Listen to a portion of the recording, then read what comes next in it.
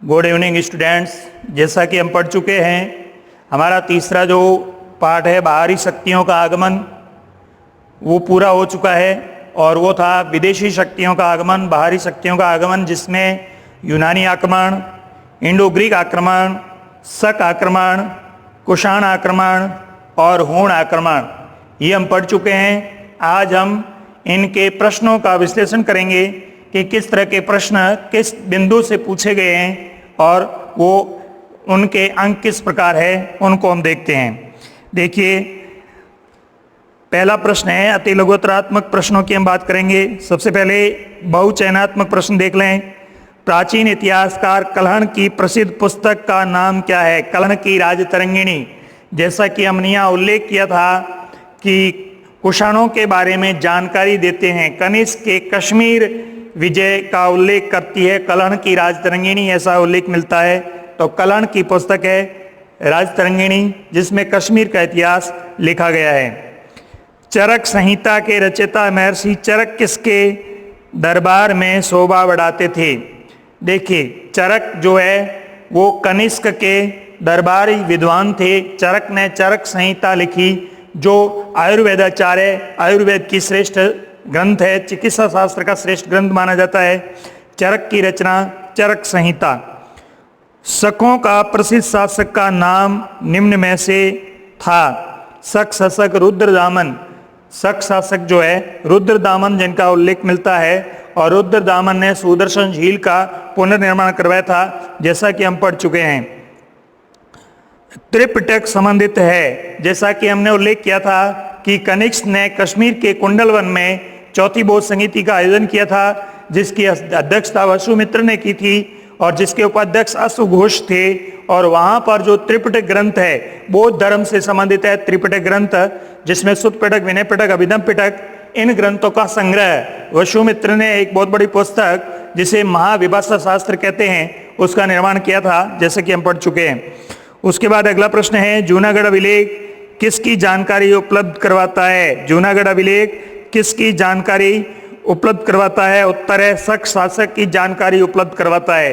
देखिए, जूनागढ़ का संबंध शकों से है, गुप्त काल से भी, स्कंद गुप्त से संबंधित है, मौर्य काल से संबंधित है, कुषाण काल से संबंधित है। लेकिन यहाँ जो ऑप्शन दे रखे हैं उसमें चीनी, यूनानी, ये है ऑप्शन है, और शक उत्तर है इसका। बौद्ध धर्म का विभाजन किसके काल में हुआ? चौथी बौद्ध संहिता का आयोजन कश्मीर के कुंडलवन में आयोजित होता है। कनिष्क के समय कुषाण वंश के शासक कनिष्क है, और यहाँ पर बौद्ध परंपरा, क्योंकि जो 18 स्कूल्स थे उनमें जो विवाद थे, उनका समाधान के रूप में बौद्ध परंपरा का दो भागों में विभाजन हो गया, हीनयान और महायान। जैसा कि हीनयान पुरातन परंपरा को मानने वाले हैं और महायान नवीन परंपरा को मानने वाले हैं। उसके बाद है, बौद्ध धर्म की चतुर्थ संहिता का स्थान कौन सा है? कश्मीर के कुंडलवन में। स्टूडेंट्स ध्यान रखें, कश्मीर के कुंडलवन में चौथी बौद्ध संहिता आयोजित हुई। उससे संबंधित बहुत सारे प्रश्न पूछे जाते हैं, इसलिए परीक्षा में एक प्रश्न पक्का इस तरह से पूछा जाता है। उसके बाद है, हूणों का सर्वाधिक संघर्ष निम्न में से किसके साथ हुआ? देखिए, स्कंद गुप्त के साथ। स्कंद गुप्त ने हूणों से संघर्ष किया था, ऐसा उल्लेख हम हूण आक्रमण में पढ़ चुके हैं कि जब हूणों ने भारत में आक्रमण किया था तो पश्चिमोत्तर क्षेत्र में स्कंद गुप्त ने उनका प्रतिकार किया था। उसके बाद है अति लघुत्तरात्मक प्रश्न। देखिए, पहला है, मेगस्थनीज की पुस्तक का नाम क्या है? मेगस्थनीज की पुस्तक का नाम है इंडिका। ध्यान रहे, ये यूनानी आक्रमण से संबंधित है, यूनानी आक्रमण का विवरण देती है इंडिका।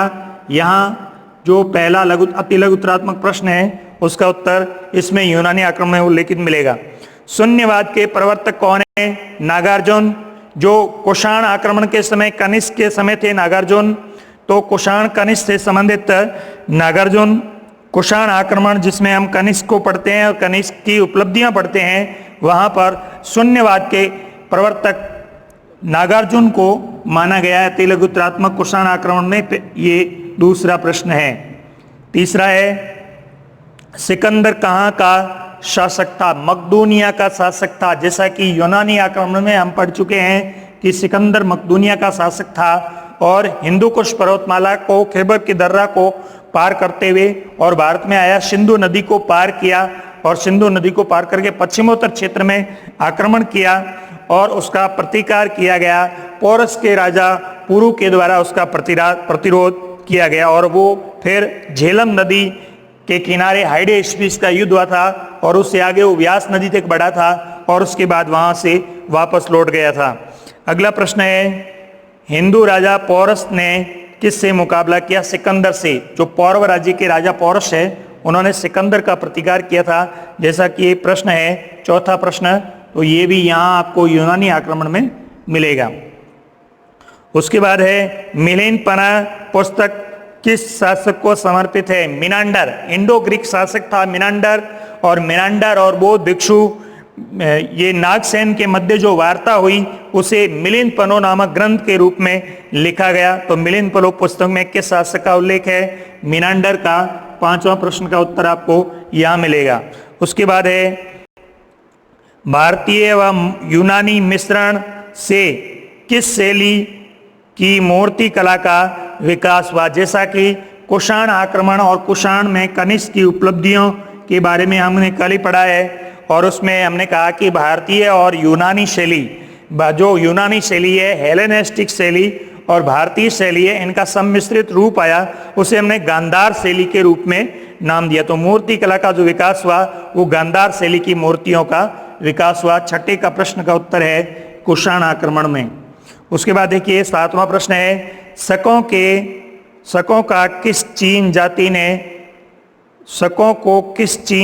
ने परास्त किया था? देखिए हान वंश के शासकों ने शकों को परास्त किया था। हान वंश के शासकों ने। सातवें प्रश्न का उत्तर है शक आक्रमण। यहाँ आपको इसका उल्लेख मिलेगा। उसके बाद है, पराक्रम व साहस के लिए किस काल के शासक किस उपाधि को धारण करते हैं? पराक्रम और साहस के लिए देखिए विक्रमादित्य की उपाधि धारण करते हैं पराक्रम और साहस के लिए, जैसा कि यहाँ स्कंदगुप्त ने भी धारण किया, और वहाँ मौर्य शासक गुप्त शासक चंद्रगुप्त द्वितीय ने भी उज्जैन में अपनी राजधानी स्थापित की। उस समय विक्रमादित्य की उपाधि धारण की थी। तो विक्रमादित्य की उपाधि धारण करते थे साहस और शौर्य के लिए। तो ये जो प्रश्न है आठवां प्रश्न आपको यहाँ मिलेगा शक आक्रमण में। उसके बाद देखिए नौवां प्रश्न, सुदर्शन झील का जीर्णोद्धार करवाने वाले शासक का नाम क्या है? रुद्रदामन। शक शासक रुद्रदामन ने सुदर्शन झील का जीर्णोद्धार करवाया था। नौवां प्रश्न है, उसने अपने राजकोष से बिना किसी जनता से कर लिए अपने राजकोष से मुफ्त में इस तरह के झील का जीर्णोद्धार करवाया था। संस्कृत भाषा को बढ़ावा देने वाला शासक कौन है? संस्कृत भाषा को बढ़ावा देने वाला शासक है ये मिनांडर और रुद्रदामन। लेकिन ज्यादा संस्कृत को महत्व दिया था रुद्रदामन ने, अभिलेख लिखवाया था। यहाँ शक शासक रुद्रदामन। 10वें का उत्तर।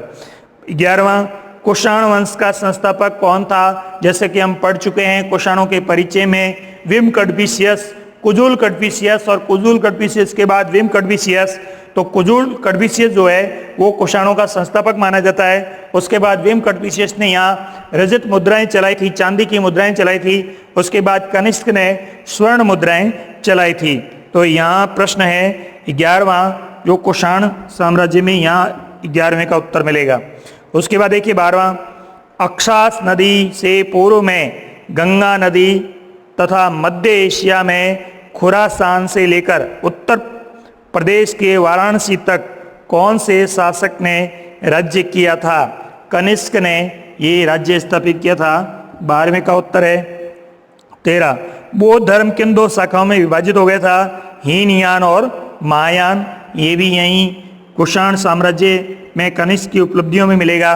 13वें का उत्तर, प्रसिद्ध बौद्ध भिक्षु वसुमित्र ने किस संहिता की अध्यक्षता की थी? चौथी बौद्ध संहिता की अध्यक्षता की थी। जैसा कि हम पढ़ चुके हैं कि चौथी बौद्ध संहिता की अध्यक्षता वसुमित्र ने की थी। कश्मीर के कुंडलवन में चौथी बौद्ध संहिता का आयोजन हुआ। विदेशी व्यापार की समृद्धि को प्रदर्शित करने वाले चीन से रोम तक फैले मार्ग को किस नाम से जाना जाता है? कल ही हमने देखा था कनिष्क की उपलब्धियां, उसमें हमने सिल्क रूट की बात की थी, रेशम मार्ग का उल्लेख किया है। तो ये रेशम मार्ग का उल्लेख यानी रेशम मार्ग है जिसे हम सिल्क रूट के नाम से जानते हैं। उसके बाद है 16वां प्रश्न, किन विद्वान को भारतीय आइंस्टाइन नागार्जुन, जैसा कि कनिष्क के काल में नागार्जुन ने सापेक्षवाद का सिद्धांत दिया, इसे शून्यवाद का सिद्धांत कहते हैं, माध्यमिक सूत्र नामक ग्रंथ लिखा, उसमें इसका उल्लेख किया गया है। तो ये नागार्जुन थे कनिष्क के समय। प्रश्न संख्या 16वां, भारत के प्राचीन भारत के आइंस्टाइन हैं नागार्जुन। अगला प्रश्न है, पाटलिपुत्र का संबंध दक्षिण के किस बंदरगाह से था? जैसा कि कुषाण साम्राज्य में जो विदेशी व्यापार है उसमें हमने कल उल्लेख किया था कि ये ताम्रलिपि बंदरगाह जो पाटलिपुत्र है उसका संबंध जो है पूर्वी तटीय बंदरगाह जो है जिसे हम ताम्रलिपि कहते हैं उससे संबंधित था। लेकिन दक्षिण के ये बंदरगाह कहता है तो दक्षिण का बंदरगाह जो है वो कोझिकोड बंदरगाह है, जो कोझिकोड जो केरल में है, जैसा कि हमने कल उल्लेखित किया था विदेशी व्यापार में, क्योंकि वहां पर बहुत सारी यूनानी मुद्राएं प्राप्त हुई थी, इससे इसका उल्लेख आता है।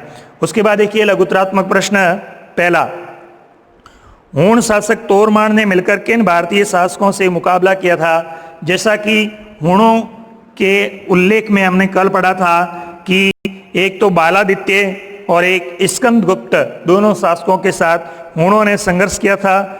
तो यहाँ पर पहले प्रश्न का उत्तर हूण परिचय में आपको मिलेगा, लघुत्तरात्मक पहला प्रश्न।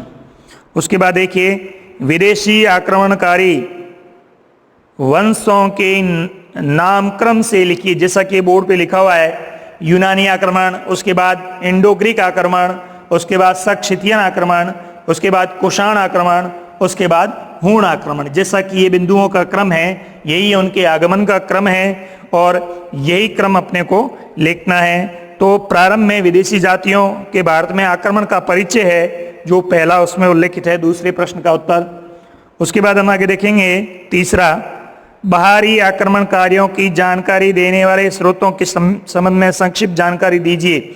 यूनानी आक्रमण के समय भारतीय इतिहास के बाहरी आक्रमण की जानकारी के स्रोत जो हमने देखे थे, जैसा कि मेगास्थनीज की इंडिका है, यूनानी विद्वानों का जो विवरण है, कलहण की राज तरंगिणी है, पेरिप्लस ऑफ एरिथ्रियन सी है, कुछ साउथ इंडियन हिस्ट्री के जो ग्रंथ है वो है। तो ये आपको यूनानी आक्रमण के परिचय में तीसरे प्रश्न का उत्तर मिलेगा।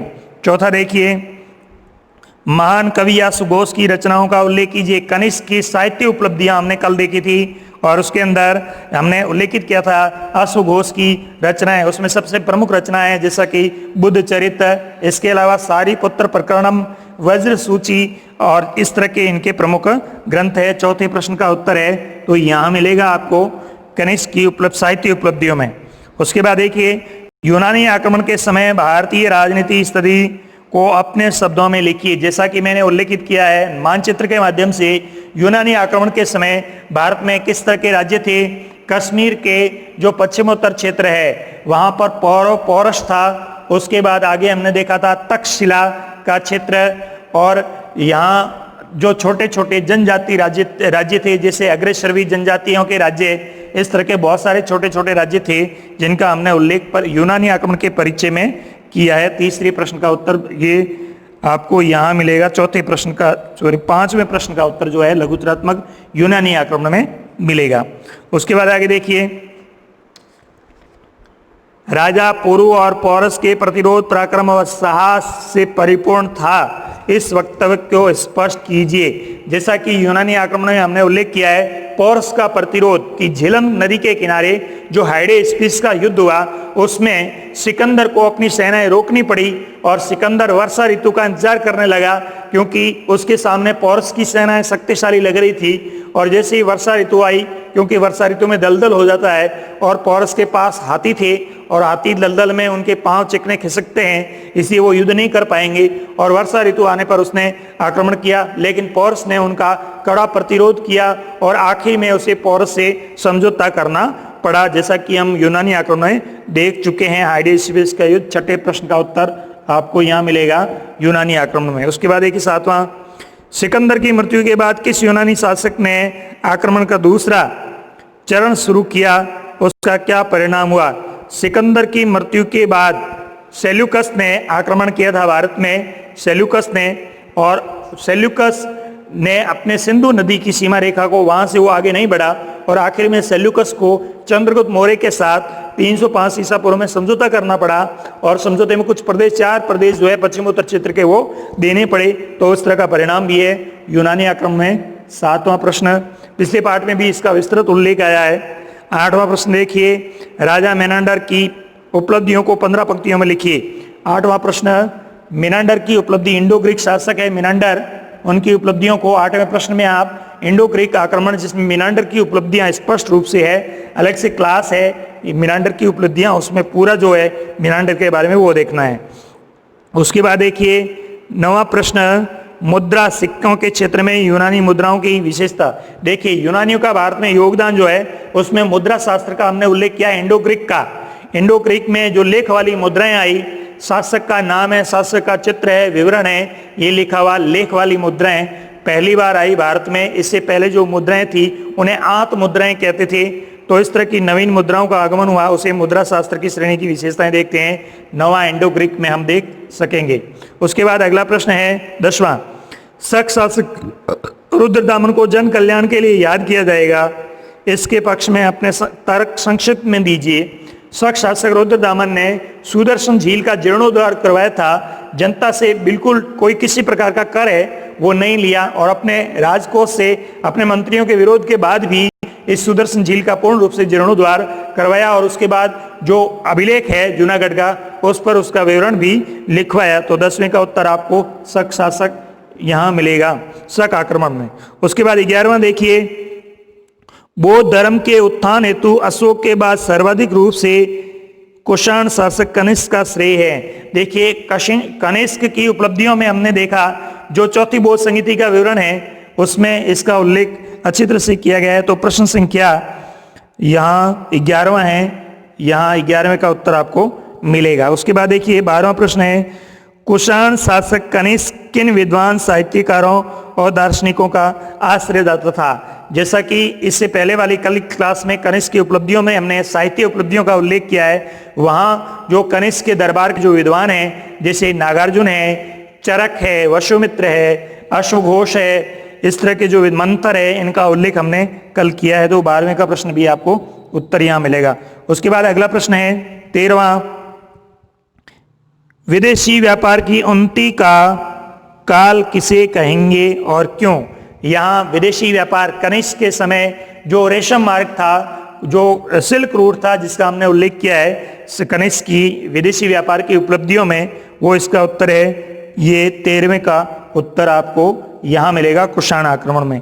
उसके बाद 14वां प्रश्न है, गांधार कला भारतीय मूर्ति कला का नवीन रूप है, इनकी विशेषता बताइए। इसका उल्लेख भी गांधार कला के रूप में कल ही हमने किया है कनिष्क की उपलब्धियों में। 14वें का भी उत्तर आपको यहाँ मिलेगा। उसके बाद अगला प्रश्न है 15, यूनानी आक्रमण के प्रभाव को रेखांकित कीजिए। देखिए 15वें प्रश्न का उत्तर स्वतः ही हमें लिखना है यूनानी आक्रमण की उपलब्धियां, जैसा कि हम देख चुके हैं गांधार शैली के क्षेत्र में उपलब्धि है, गांधार कला के क्षेत्र में हमारी महत्वपूर्ण उपलब्धि रही यूनानियों की, मुद्रा शास्त्र के क्षेत्र में यूनानियों की महत्वपूर्ण उपलब्धि रही, ये रेशम मार्ग सिल्क रूट और भारत में स्वर्ण का आगमन और इस तरह के नवीन मुद्राओं का निर्माण, इनका महत्वपूर्ण योगदान है। इसके अलावा नई शैली जो हेलेनिस्टिक शैली भारत में आगे स्थापत्य की, उसका भी महत्वपूर्ण योगदान है। बहुत सारे विद्वान यूनान से भारत में आए और अनेक प्रकार के साहित्य रचनाओं का अनुवाद किया और भारतीय भाषाओं में यूनानी शैली की भाषाएं उसका आगमन हुआ। तो ये योगदान है। इस तरह के प्रश्न का उत्तर अपने को स्वतः ही ये क्लास देखने के बाद देने हैं। प्रश्न संख्या 16वां, और आप यूनानी आक्रमण यहाँ आप इसको देख सकते हैं।